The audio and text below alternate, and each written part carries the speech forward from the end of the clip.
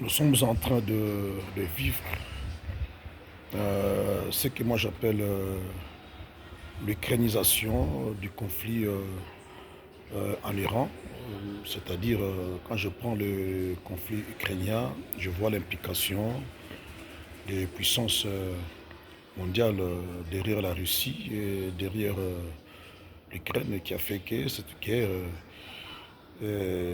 qui fut à deux est devenue à la longue une guerre par procuration impliquant directement des puissances étrangères.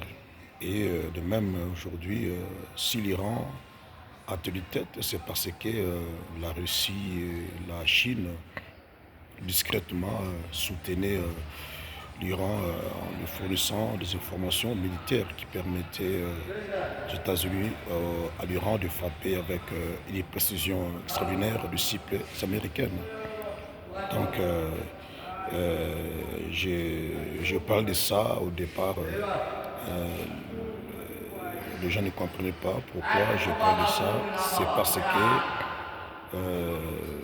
j'ai découvert un texte biblique dans les siècles antérieurs, avant Jésus-Christ, des prophètes juifs qui prédisaient ce qui serait aujourd'hui des confrontations indirectes, des conflits par procuration entre un certain nombre de puissances modernes, notamment les États-Unis, la Chine, la Russie et bien d'autres puissances ayant des bombes nucléaires. Si ces puissances s'affrontent actuellement, c'est la fin du monde.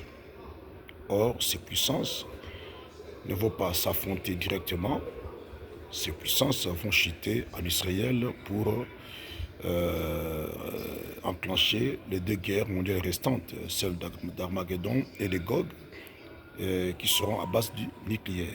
Donc l'apocalypse qu'on craigne n'est pas si tôt. Voilà ce qui explique la dissuasion nucléaire.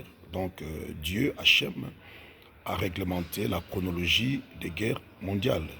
C'est ce qui explique que ces pays entrent en conflit par de guerre par procuration et non par de guerre directe. La Chine, les États-Unis, les pays européens, l'Iran, le Pakistan et tout consort. Donc j'explique cela dans mon livre qui va sortir bientôt dans l'édition Amazon. Merci, à bientôt.